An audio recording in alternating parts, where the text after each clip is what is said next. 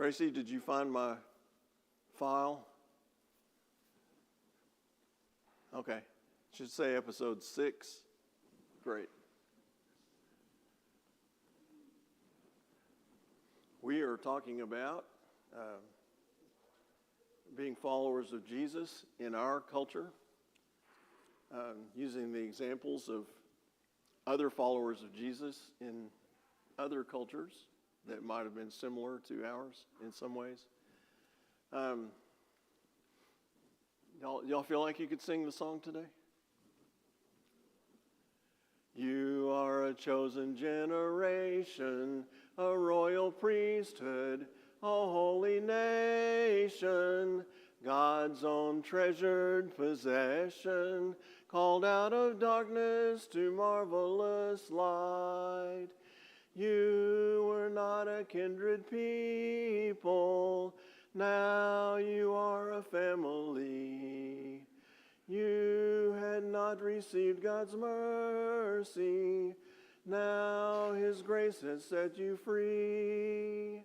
You are a chosen generation, a royal priesthood, a holy nation, God's own treasured possession, called out of darkness to marvelous light. I have to ask, who wrote the lyrics? Who wrote the words to that song? The Apostle Peter, right. This is straight out of 1 Peter chapter 2. How many of you grew up in the southern United States? Almost everybody. How many of you grew up in pretty much smaller communities in southern United States? Okay, so like me, and I think we grew up expecting our fellow citizens, didn't we, to at least be able to see our point of view to some degree as Christians? Didn't we kind of expect that from our neighbors and people in our community? How has that changed for you in the last few years or decades? Have you noticed any difference? Can you still make that assumption that the people around you at least can see your viewpoint even if they don't agree with it? Oh, well, that's good. She said not everyone believes you have a right to even speak your viewpoint. Have you heard that? Keep it to yourself. A few weeks ago, Mac taught a class in here on evil. And he talked about how many non-believers that we know are pretty good people. Don't you know some? They don't believe in Jesus. They don't believe in God, but they're pretty good people to be around. Salt of the earth types.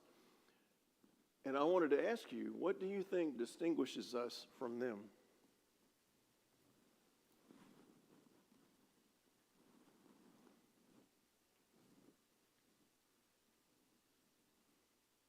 If you can't tell the difference between non-believers and believers,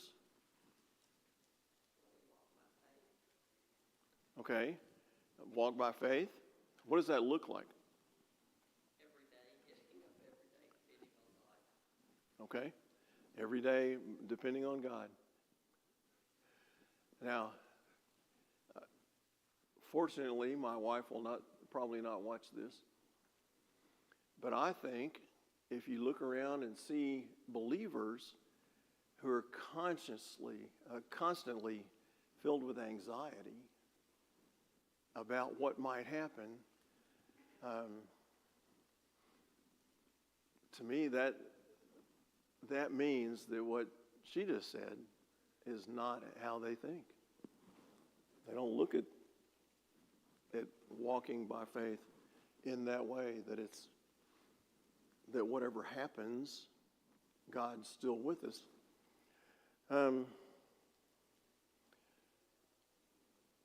If we're unique and different, one of my questions is, should that be my goal?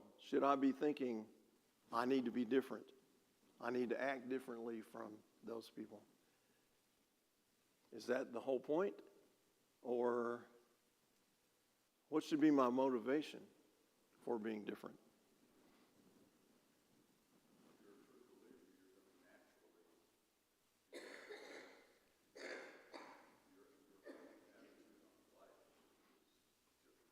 Right, right. Exactly right. Your whole attitude toward life is going to be different if you're a believer. And I wanted to ask you a couple of things about that. Would it show up in how we treat other people? Okay. Now, have you heard this word compartmentalize? Are you familiar with that? Where you focus on this one aspect of your life and you don't let it touch any other aspects of your life. Are you familiar with that concept? So my being a believer and the way I treat people doesn't include stuff like how I drive and react to other drivers, right? Is that okay? Should I be a Christian driver? Should I be a Christian at work in the way I treat fellow workers, the way I treat the boss, the way I treat employees? What about shopping? How do I treat the people who help me in the store?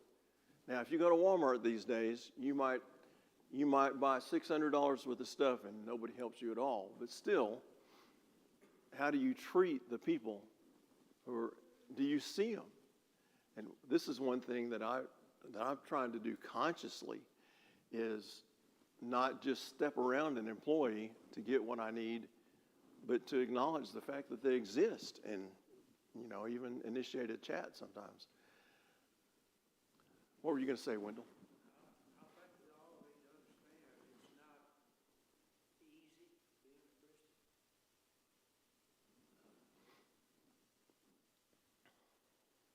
It's hard being a Christian sometimes. Mm-hmm.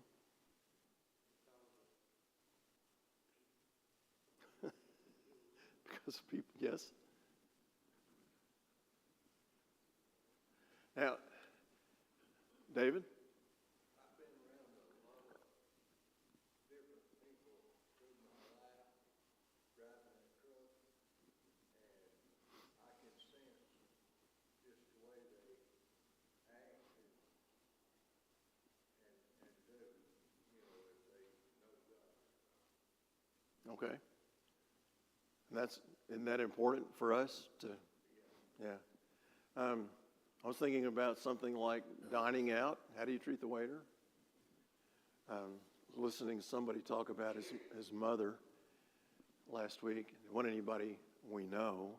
It was a stranger to me, but it said his mother, because she was such a good cook, that no matter how good the service was and no matter how good the cooking was, she sent everything back. It was never up to her standards. And I thought, quit going out to eat. Cook it yourself. But I thought about the way those people would have felt. Does she look like the face of Jesus in that restaurant to those employees? And I don't think so. We talked a little bit last week about mourning the loss of things that we feel nostalgic about. And we looked at Psalm 137 a little bit in the first 6 chapters. Now, the last half of that psalm is all about God's getting revenge on these people that are making fun of us for being different, making fun of us because they've conquered, they believe.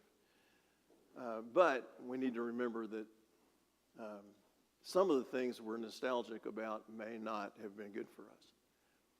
And the more I'm looking at things in my life and the life of my family, the more I'm thinking it might not have been the best thing for our development, for our spiritual maturity, to have been in a community where we think everybody else kind of thinks the same thing, or the same way, but they don't act on it. And that meant that if we looked just like everybody else, that we were okay. So I just think we can't, those things that we miss, I don't think we can worship those. David? There's one thing that everybody needs to know is Jesus guides us. And you can see the guidance of Jesus through a person Yes. and then truly believes. Now, you might, I want to know if you disagree with this. The less selfish I am, the more I'm concerned about the people I'm around, the more Christ-like I will behave. The less concerned I am about myself and what happens to me, and the more interested I am in how you are and what happens to you, the more godly my behavior will be, don't you think, in the things I say? Okay, I didn't see anybody disagree. 1 Peter 2, getting back to 1 Peter 2. These are verses 13 through 15. And we're talking about how do we respond to the culture around us. Submit yourselves, for the Lord's sake, to every human authority. So, our policemen, our governor, our president, our senators, our congressmen. How many of you have met U.S. senators and Congress people and presidents and governors? Okay. Didn't you find that they're just people? I mean, because these days we see them all in the media all the time, that it seems like they're a different level from us. But I think God wants us to treat them like they're people too. And Peter says, even if it's the emperor, do we think of Roman emperors as being great guys? Good people, good for their civilization? Are you familiar with any Roman emperors? Were they nice people, generally? No, but we're supposed to submit as the supreme authority, or to governors. Now, I've met some governors of Arkansas. I don't think I met a former governor of Georgia once. I was sitting at breakfast with Governor Mike Huckabee when he was about to run for president, and got to sit in between him and the ex-governor of Georgia. We had a great visit because I completely ignored Governor Huckabee, even though I consider him a friend. And the ex-governor of Georgia, and I talked the whole time about the history of the Atlanta Braves, because we were both big fans. And I felt terrible afterwards, and I apologized to Mike later. But they're just people. But they're sent by God to punish those who do wrong and commend those who do right. For it is God's will that by doing good, you should silence the ignorant talk of foolish people. How do we stop people from talking badly about believers? What are we supposed to do? Scream and yell? Is that what we're supposed to do? Peter says by doing good. And I want to ask you a question here. Are there critics of church and church people these days in our culture? So is this a sign that we have not been doing good? You don't think it's a sign we haven't been doing good? You don't? Okay. Yeah, there is an out there. You're right. Peter gives us an out for their own ignorance. And we're gonna get to that in a little bit. Here's my problem, because I remember as a teenager, we had moved to Georgia, and it was really hard for me to make that adjustment, and I didn't adjust well anyway to fellow humans. And I wonder, do we look like we feel like we're just better than them? And I know that as a teenager, 13, 14, 15, I knew I was better than those people in Georgia. You know why? I had just moved from Texas. Texans are better people. Anybody here ever lived in Texas? Nobody? Oh, okay. Loretta has. What age were you when you lived in Texas? 5 and 6. Okay. Do you remember all the advertisements of products you could only buy in Texas?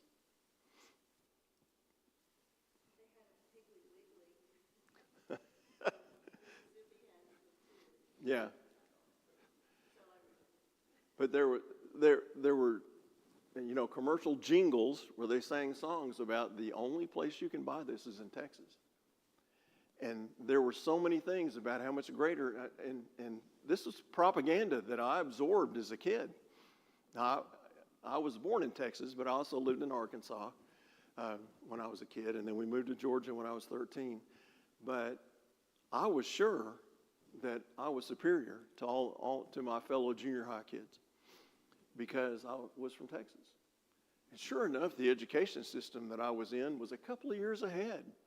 I went from failing classes in the first semester of 7th grade to being an all-A student in the second semester of 7th grade in Georgia because they were a couple of years behind. It wasn't hard for me to keep up.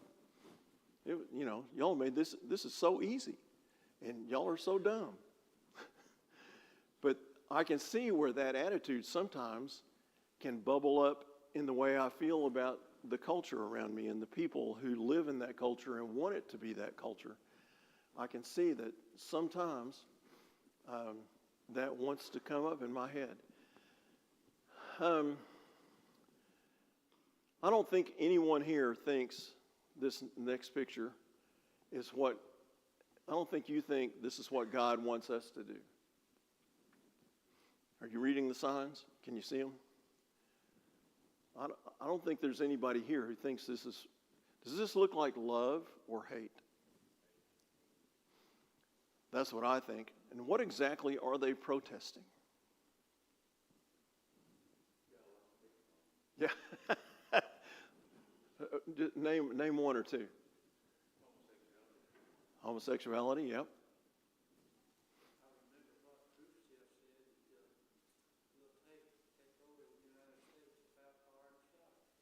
That he did. Are y'all familiar with this? Some of y'all are not old enough. Nikita Khrushchev was the premier of the Soviet Union in the 60s, and said, "We are going to conquer the United States of America and never have to fire a shot." Now, if you're my age, it's starting to look like that's a prophecy that's going to come true. Doesn't it? But that's kind of a political thing, and I don't want to get into politics. But how do you feel about public protests?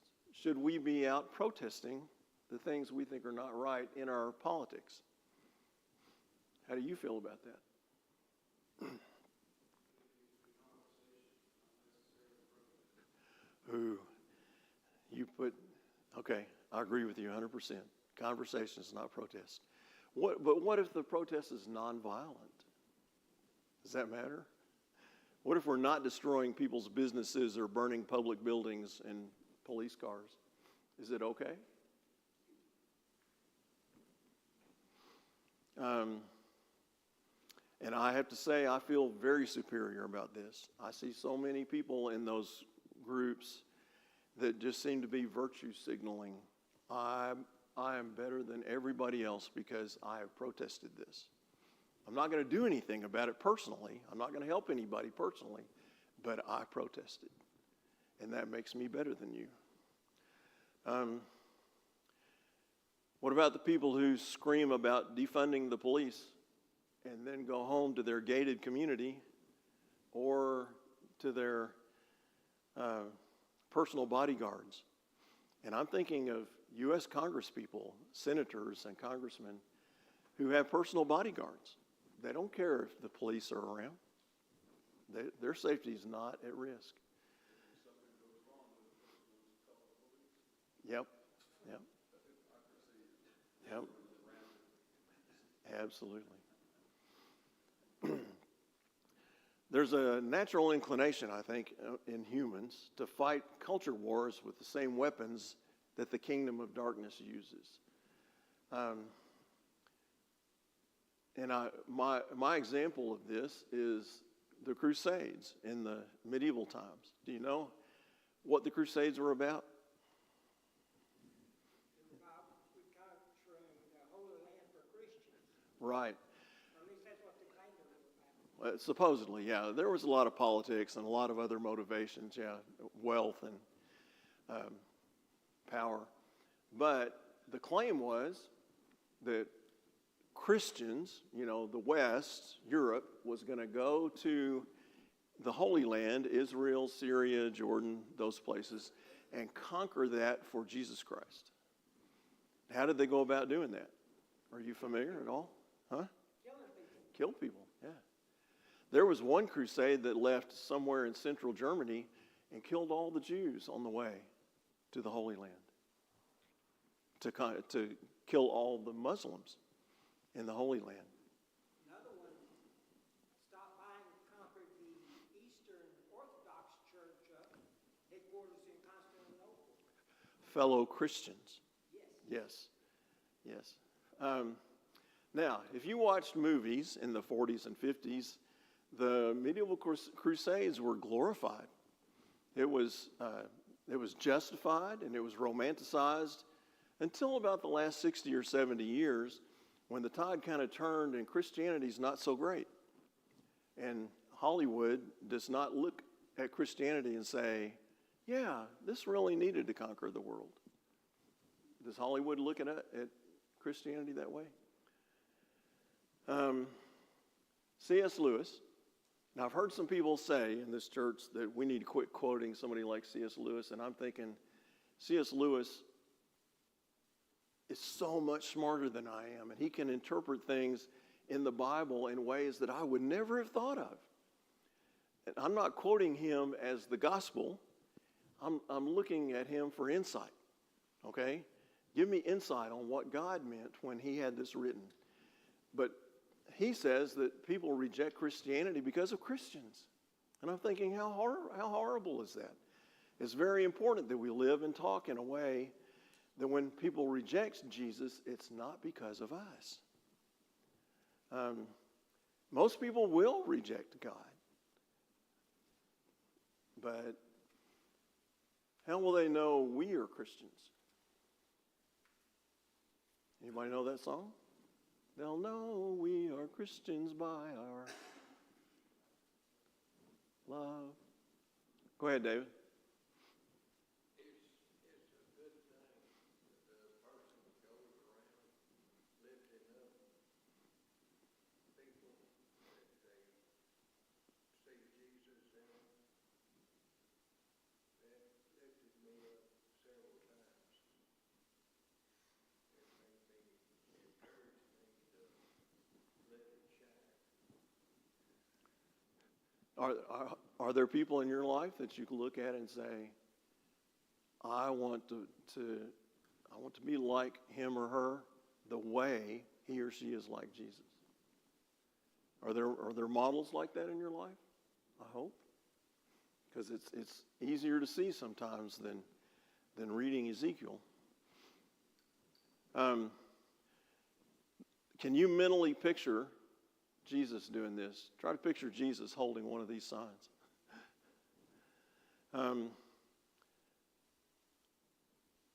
Let me ask you this question. Should we be letting our anger build against the culture that's surrounding us now and seems to be crowding in? Should we be thinking about retaliation?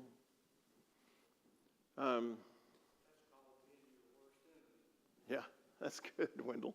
It's called being your worst enemy, yeah. Do you remember an occasion when Jesus said, let he who is without sin throw the first stone? So throwing rocks can't be our response to this.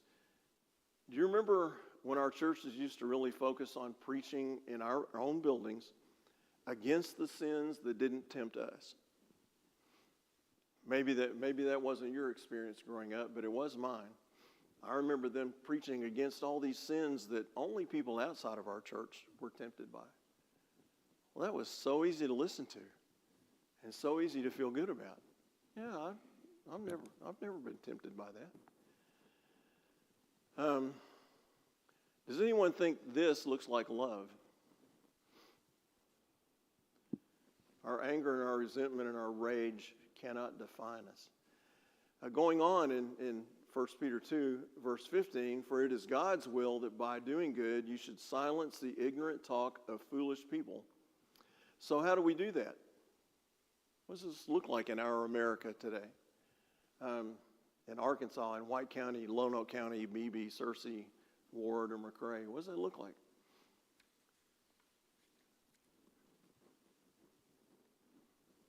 I'm not going to tell you.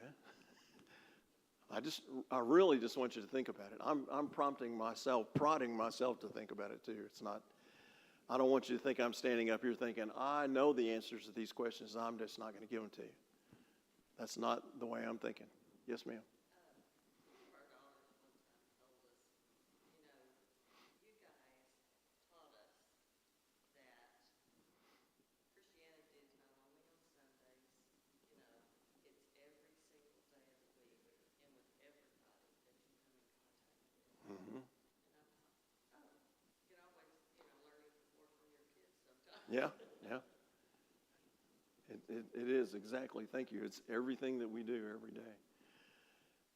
Going on to verse 16, live as free people who do not use your freedom as a cover-up for evil. Live as God's slaves.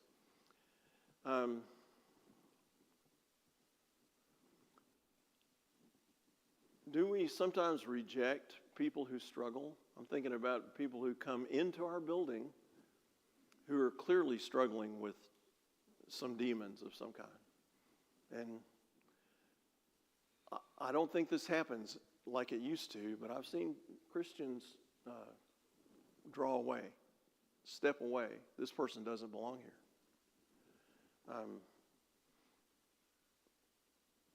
And then somebody who walks in who looks like they're pretty prosperous, they're doing well, they're following society rules, and they'll be an asset to our church, and we see them that way. And I don't think that's how we... Now, I do have this question for you, because Robin is the secretary, and she answers the church phone. I don't know how many people call the church phone and say, can you pay my lot bill? Can you buy me a tank of gas? I'm from Minnesota. I'm going to Florida. Can you buy me a tank of gas?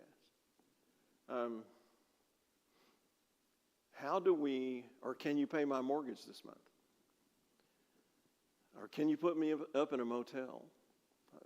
She's heard lots of this. And sometimes she'll call, especially if it's a male, she'll call me and say, will you come up here? And I'll take them to the motel and I'll put them up for a day or two. But it's really hard to distinguish between just irresponsible mooches and truly needy people sometimes. And how do you tell? And I wonder, in every instance, every time I encounter somebody like this, would Jesus go ahead and take care of this irresponsible mooch, and so that they can continue this behavior and be irresponsible and be a burden on society just because that's how they want to be? They don't want to be accountable.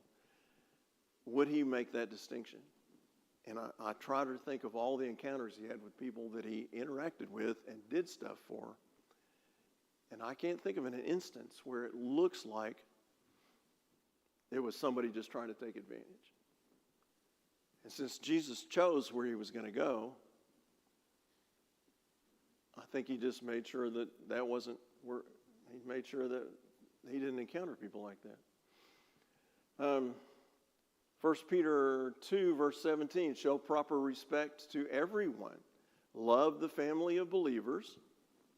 Fear God. Honor the emperor. Again, the emperor. This makes me think of people I know who are what we call keyboard warriors, always attacking the politicians through the internet, attacking other churches even. And there are people in churches of Christ in this part of the state, in this in our county, who are jumping on other churches and preachers in other churches, leaders in other churches, because they think what they're doing might be wrong. And I think it's pretty much what Neil said. Does it need to be this online where everybody can see it, or should it be a conversation? I mean, it's okay with me if you disagree with something I've said, but maybe you don't hammer me online, and you don't show everybody your dirty laundry, right? So I'm just going to ask you politely, please don't share or affirm or like mean, hateful, or politically divisive posts or tweets or whatever else there are on the internet. I don't know what they all are. But we talked about honoring the emperors. When Peter wrote this, do you know who the emperors were in those days? Let me ask you if you think this guy has a good reputation. Nero? Is he a good guy? No? And yet Peter says, honor the emperor? Caligula? Have you heard of him? I mean, this is a nasty person. He was just degenerate all the way through. And Peter saying, honor the emperor? Wow. Okay. Advancing through 1 Peter to chapter 4. Therefore, since Christ suffered in his body, arm yourselves also with the same attitude or resolve. I love that word, resolve. It's a virtue that seems to be universally admired. What do our superheroes have in the movies? Do they ever give up? Maybe for a few minutes in the movie, but eventually they come back. They have resolve, right? It's greatly admired. Even movies about average people who eventually prevail over the things that are oppressing them, don't we admire that? Don't we? Or I was even thinking about the romantic movies, which I despise. But those movies where the guy's chasing the girl and she's ignoring him and he doesn't have a chance because he's just not in her league. And I personally think that's true about all men chasing women. He's not in her league. And most of the men in here would say, I married up, all that stuff. But he doesn't give up. Against overwhelming odds, he pursues and eventually gets the girl. Resolve. That attitude that I will not give up. Peter goes on to say, because whoever suffers in the body is done with sin. As a result, they do not live the rest of their earthly lives for evil human desires, but rather for the will of God. For you have spent enough time in the past doing what pagans choose to do, living in debauchery, lust, drunkenness, orgies, carousing, and detestable idolatry. How many of you who grew up in churches of Christ did all of that? Me either. This is so hard for me to identify with. But we all know people who have come into the church from that kind of a background, right? And you know what I think is really important for us? Listen to these people. They know what somebody like Peter's talking about in this verse. They understand. They are surprised that you do not join them in their reckless, wild living, and they heap abuse on you. Were you made fun of in your youthful days for lines you wouldn't cross when you were a teenager, that you didn't participate? Wasn't just me, I know, but nobody's nodding their heads. Anybody make fun of you when you were a kid because of your beliefs that wouldn't let you do all the things they were doing? Did it sting? Did it hurt? Were you kind of excluded sometimes?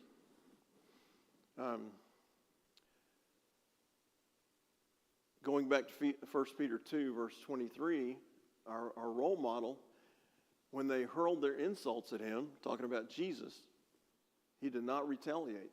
When he suffered, he made no threats. Now, I have to say, I was not that calm about it when I was a teenager, or even in my 20s maybe.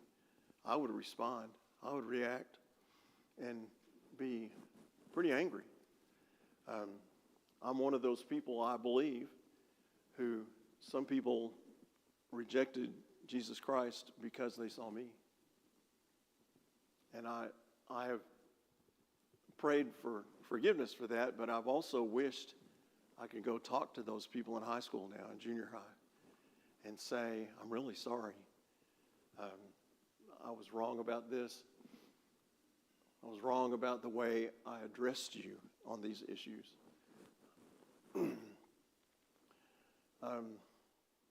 He did not retaliate. When he suffered, he made no threats. Instead, he entrusted himself to him who judges justly. Jesus didn't get on the internet and slam the Roman Empire, did he? In 1 Peter 4, verse 12, dear friends, do not be surprised at the fiery ordeal that has come on you to test you, as though something strange were happening to you. Now, I don't believe our culture has descended yet to the depths of the culture in which Christianity was born. I hear people talk all the time about this has got to be the worst ever. It's not yet. Is it headed that direction? Yes. We might feel estranged or ostracized, but in the first century ordeals, like the kind of troubles they had, might be here where we live sooner than we think. America claims free speech as an inherent right of all humans. Do you know what other countries claim that in our time? That there's a right to free speech?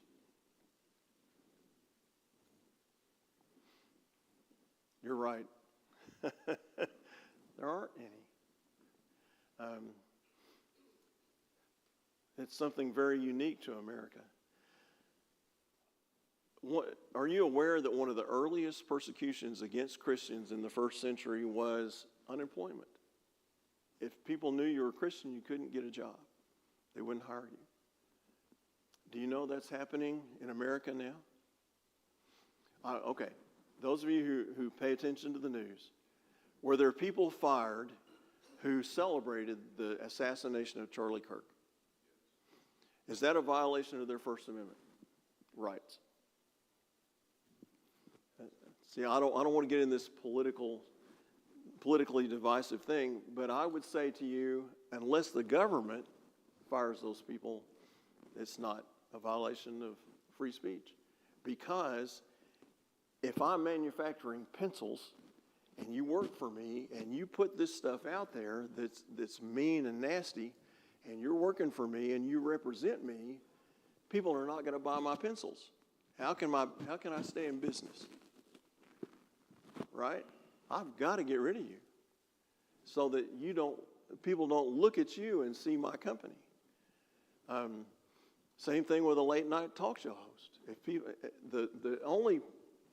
when it becomes a violation of the First Amendment is when the government gets involved and tries to get people fired. And, we can talk about whether that's what happened or not. But I don't have a right to say, I don't have a government right to say anything I want and still have that job.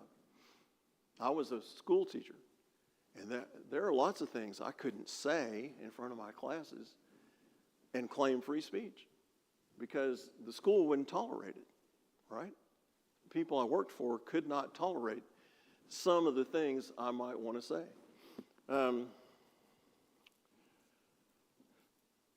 So how far does your freedom of speech extend? Haven't you purposely limited what you say out loud sometimes? Because you knew it wasn't the right thing to say? Maybe sometimes it's just not the right thing to say to Wendell or to David. Okay? So you've limited for yourself your free speech. Do you know, and we look at the United Kingdom, Great Britain, as kind of a fellow country, a fellow democracy, do you know that 12,000 people have been arrested in Great Britain for things they have posted on the internet? Are you aware of that? Right, they don't have a First Amendment. You're exactly right. But the police will come to your house and arrest you for something you posted on the internet.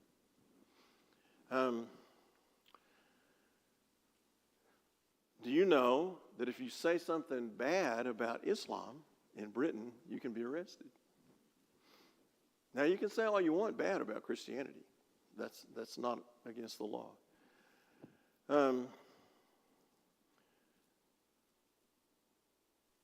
Now, I do want to say that I know a lot of people who are so sure there's never been a more corrupt, hedonistic, evil, ungodly society in the history of the world. And I just want you to know, if you believe that, you don't know any history. Okay? We're not there yet. It's not as bad as it's going to get. And it will continue. Because that's the way human trends go. Some kind of disaster has to happen, or a complete conquest has to happen. And in some countries, in Western civilization right now, a conquest is already underway.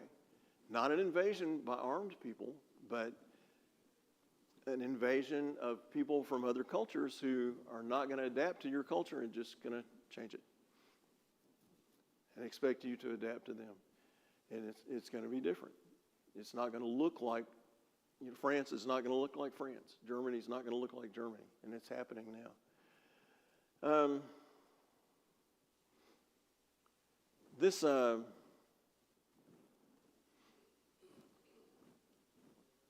If we could go to 17, please, Tracy. Now, we're going to talk about left and right. I'm not taking a side, but the prevailing cultural attitude toward religious beliefs other than Islam. What is it? If you could go ahead and keep your religion to yourself, that'd be great. I think somebody already mentioned that. Keep it to yourself, whatever you believe. You don't need to share that with us. On the right, and I want you to think about this. Who are you, and both sides, who are you to those who see your posts if you insist on taking a political side online? They're not seeing Jesus. They're seeing Republican or Democrat, radical leftist or radical conservative. When they look at whatever you're putting online, they need to see Jesus and not a political ideology. 1 Peter 2:13, rejoice inasmuch as you participate in the sufferings of Christ. How are we supposed to look at that persecution as it comes and as it becomes more and more difficult? So that you may be overjoyed when His glory is revealed. Is that going to be challenging?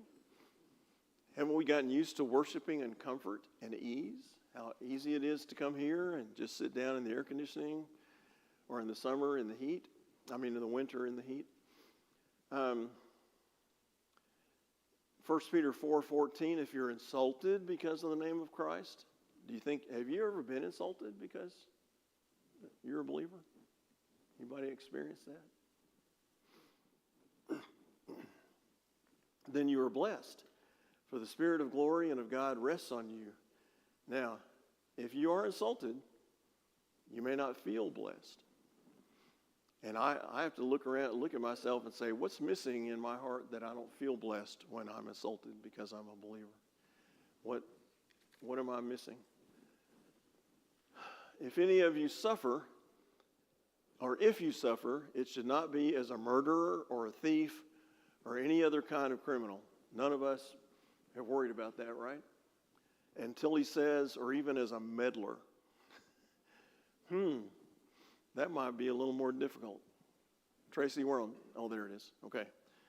And my only note that I wrote down here is, none of your business. Y'all ever heard that phrase? None of your business. There are things that are not our business for people who are outside of our fellowship. However, if you suffer as a Christian, do not be ashamed. Praise God that you bear that name. Christian. Anybody know what that word means? Christ-like? That's true. But it was an insult when it was first applied to the believers in Antioch. You're aware of that, right? And you won't hear, it's time. You won't hear me use the word Christ or Jesus Christ a whole lot, because I think it's become a name. And it's really a description, Jesus Messiah. And I think we hear those words differently. Jesus Christ is the name. Jesus Messiah is a name and a title. So I've kind of gotten away from using the name Christ. And if that offends you, I'm really sorry. But I think everybody we talk to knows what the word Messiah means. And to them, Jesus Christ is a name for a person. And do you understand the difference in what I'm talking about? Next week, I want to tell you a story about Alexander Campbell, one of the founders of this movement, and Mark Twain, an encounter they had when they were both young. Thank you for being here. Thank you for your participation. Hope you have a great week.